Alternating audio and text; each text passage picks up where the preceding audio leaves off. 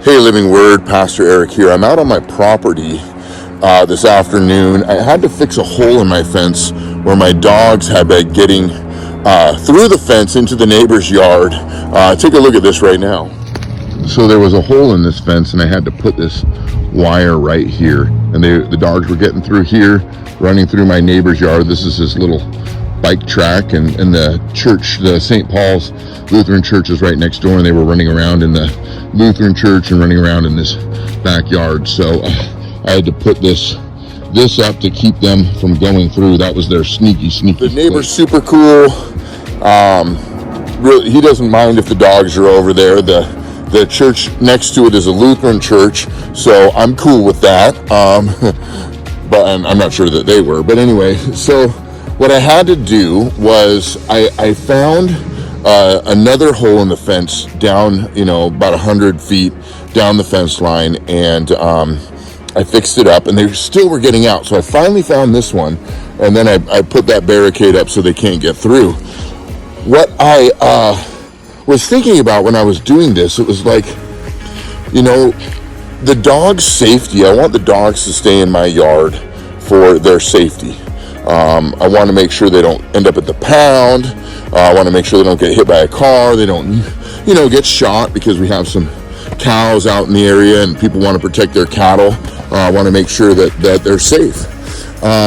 So I always have to make sure that there's no holes in the fence, because they will continually go through and run free. And I began to think about the spiritual boundaries that God puts around my life. Do I look for holes in the fence? I mean, this is an honest question I had to ask myself, guys.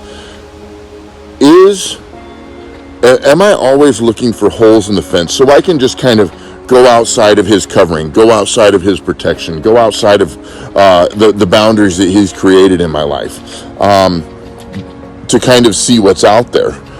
God will fix the fence, but we have to submit to that repair, right? Sometimes God will use relationships. Sometimes God will use leaders in the church. Sometimes God will use a spouse or a friend.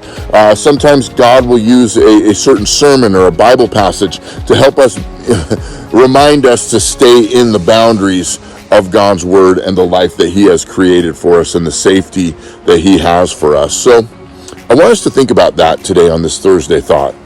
Am I sneaking through the fence that God has built around my life? Am I going into places and areas that maybe I shouldn't be going into? Am I living in a way, or am I having, even conversations, or what am I doing that takes me outside of God's protection and God's safety?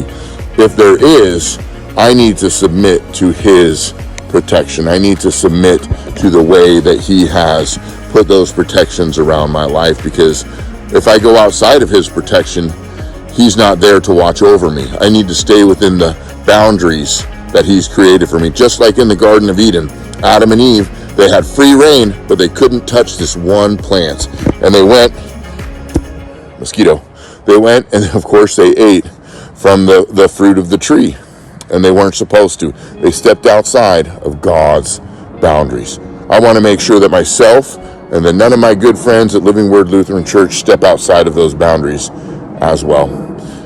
So God bless you. Thank you for considering those things on this Thursday thought. 9:30 this Sunday. Can't wait to worship with you.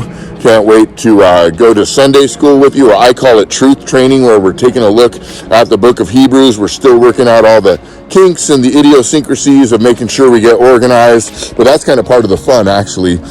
We'll get it nailed down and end that Sunday school class or that truth training by noon. So see you there Sunday, 9:30. It's not going to be the same without you. I'm going to be there. I want to make sure you're there. I love you, each and every one of you. I'm praying for you every day. So honored to be your pastor and to serve you all. And I will see you on Sunday. God bless you.